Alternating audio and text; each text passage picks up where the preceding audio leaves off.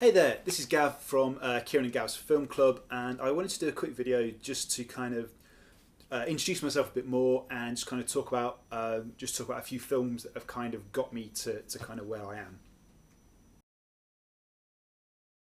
Okay, so my favourite film, it changes quite a lot. Sort of it can change on a weekly basis. It depends on what kind of mood I'm in, what sort of thing I'm in the mood for. What time of year it is sometimes. But I do think I have a pretty stable kind of favourite kind of top five films now. I think these are the kind of films that I keep going back to time and time again. And if I had to pick one of those, it would have to be Star Wars. It's a film I grew up with. I loved it as a kid. It is just kind of an amazing sort of piece of adventure. But as I've sort of grown up and learnt more about it, it's kind of almost like my enjoyment of the film's grown. So it's kind of like, so I've got a bit older and learned that the characters in that film are these archetypes. So the farm boy who goes on an adventure with a wizard and a pirate to rescue a princess from an evil wizard in a castle. This is kind of a really old archetype, all these characters, and learning something like that just made me kind of, like that film more. And as I got older, I learned that kind of Lucas took these ideas from Hidden Fortress by Kurosawa. He took elements from kind of these sort of Flash Gordon Saturday afternoon matinees. He took elements from kind of World War II sort of dogfighting films, and as I learned more about the film, it just made me love it more. It was kind of like the knowledge meant that I enjoyed it on different levels, and not just that kind of just the quite shallow level I enjoyed it as a child. And I think it really shows just how much Lucas loved film when he made this. And sadly, I think as George Lucas got older, and certainly when he made the prequels, I think that love of film was replaced by a love of money.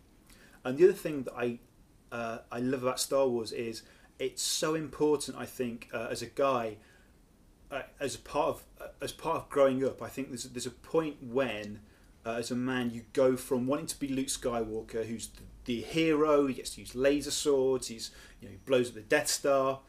You stop wanting to be Luke Skywalker, and you realise actually you want to be Han Solo. He's the good-looking, suave scoundrel, and I think that's a really important part of certainly of my development when I realised that I don't want to be Luke Skywalker anymore. Now I want to be Han Solo. The first one I remember going to see at the cinema is The Jungle Book, the original animated Jungle Book. Now I know I'm pretty old, I look pretty old.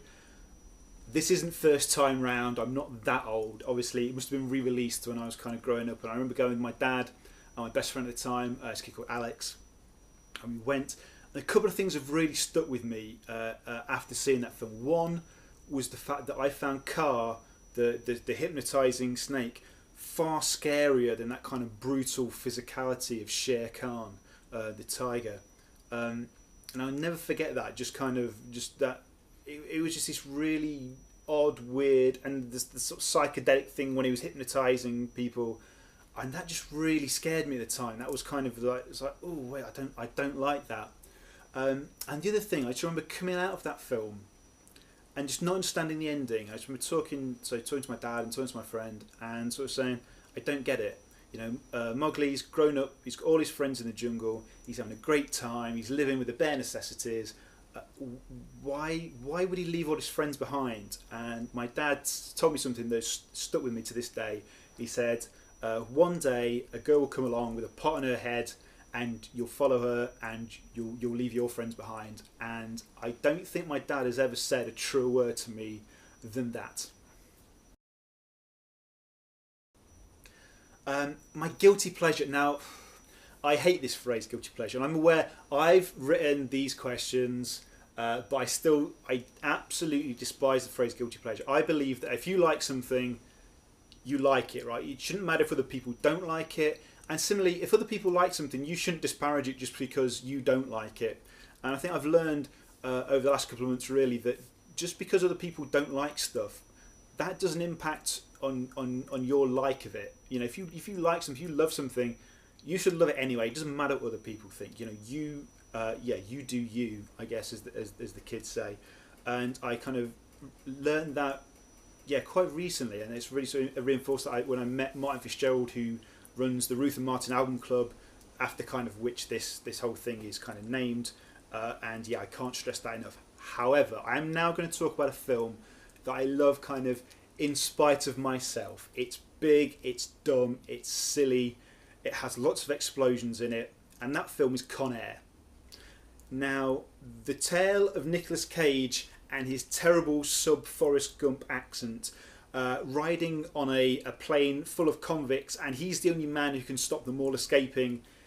Frankly, it's ridiculous, but my word, this is an entertaining film. You know, I know that I can put this on, an hour and 3/4, whatever it is, 2 hours, and I can kind of shut my brain off and I can just enjoy it for what it is. It's got no great character art, no really great plot.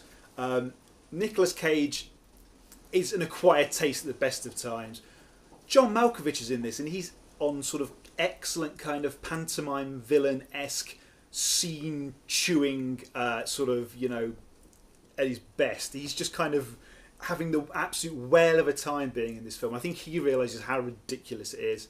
And also it's got Steve Buscemi in as this really kind of understated psychopath, which I guess has got this kind of scariness to it all of its own.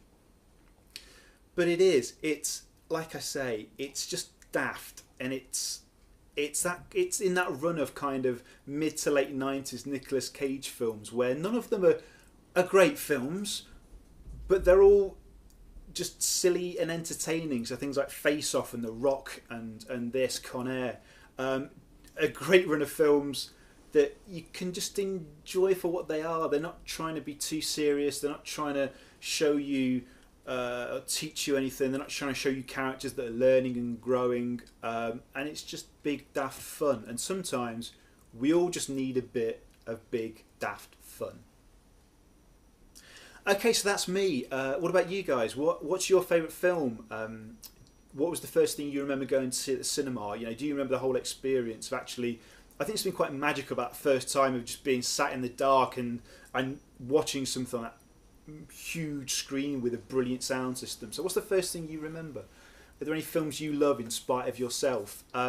Please comment below, subscribe to our channel, and check us out on all the socials. So we're on Twitter, Facebook, Instagram, and Blogger, and also coming up soon on Blogger. So I talked about the fact I have kind of 5 favourite films that are kind of my top 5. I've talked about one of those.